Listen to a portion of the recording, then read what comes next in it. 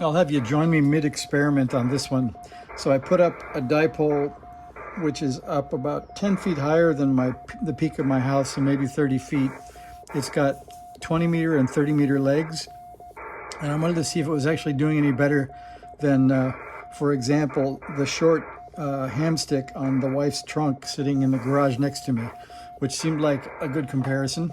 So I got on 14013 and I called CQ on the reverse beacon network at 5 watts with this K2, and within 2 or 3 calls I've got stations, oddly enough, sort of all in one place.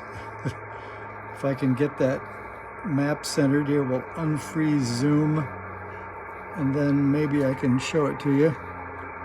Okay, there's the picture, however it may be, but anyway, 3 contacts immediately in Alberta, Canada. So I had a direct line to Canada.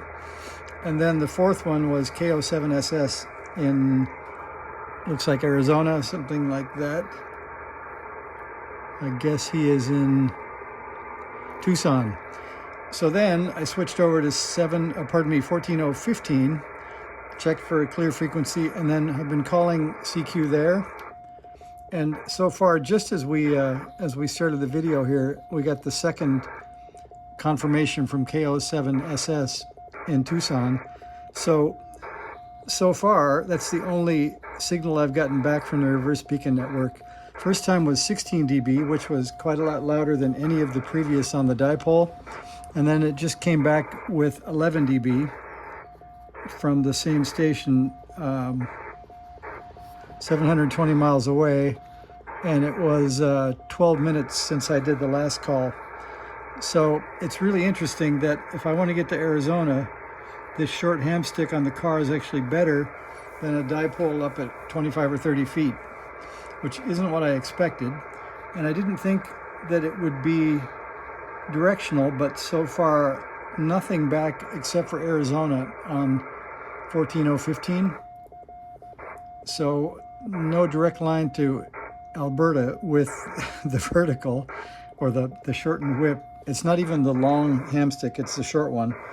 So surprising that it got a louder signal to Tucson than the dipole did.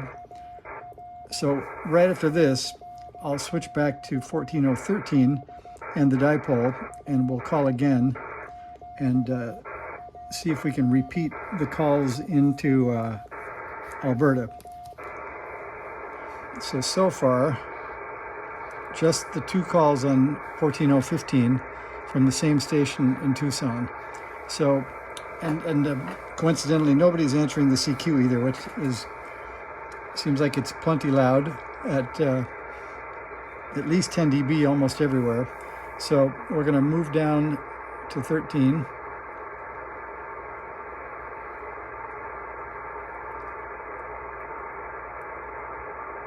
And the band does sound quite dead, doesn't it?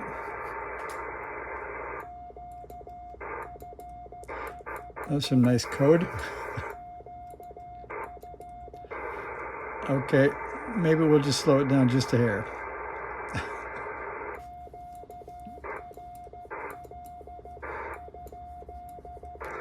So we send QRL at 14013, and then we will call CQ there. I'll switch, whoops, let me make this experiment correct. So we're going back to antenna 1. That's the cool thing about the tuner in the K2 is we have 2 antenna inputs. So now we're on antenna 1. We'll call again.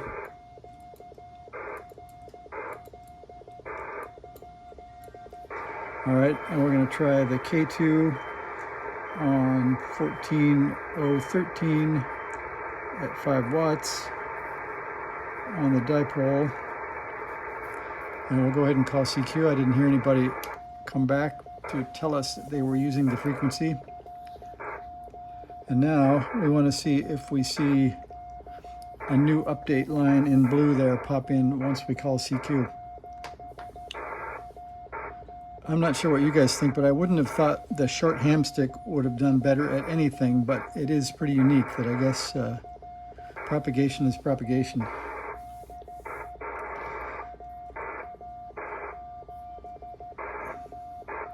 And over on the side, I don't know if you can see it. I guess you can't. They're way off in the corner. There's a watt meter that's reading the power that looks like it confirms what the K2 says, which is about 5 watts. So far, no updates on the reverse beacon network. Oh, there's one. So we're at K5EM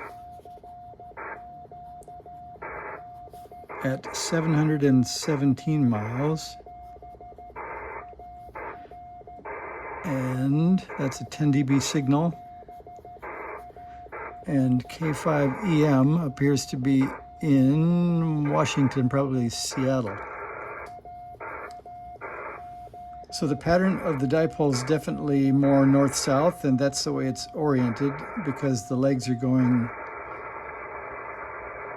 with the roof of my house. So the experiment is, I guess, proving that the dipole has more of a north-south, and somehow the vertical is heading southeast. We'll just make it one more call and see if we can get back to Alberta. So it doesn't say don't use the vertical, it says use it and see what your luck is. Maybe you'll get to Arizona. And the dipole seems like at least it works well enough that the signal strengths are in the plus 10 dB range, except one off to VE6A0 in British Columbia. So both antennas are successful, but the dipole is more so. I get definitely a better distance at over 1,000 miles with that into Alberta. But nobody apparently is listening to the 20-meter band right now. I think it's sort of shifting as the sun's going down here. Okay, here's the last call at 14:13 to see if we can get one more confirmation back. Looks like I could go 700 miles or 800 miles on the dipole, or 1,200 miles if I am lucky to get to Alberta. So VE7CC is taking me back the same direction. You can see it's well, I guess that's straight in line with Seattle. That's this new one here. So anyway, an interesting experiment. We'll call it complete with this, that nobody answered the CQ, and I'm broadcasting over at least part of the West Coast. So hope that was interesting. I'll log down the last ones and call that a success, I guess. If I could get back to where I was. Maybe a shrink. There we are. No, there we are. Okay, so the last call was WA7AI. We got another one, VE6JY again. And VE6AO.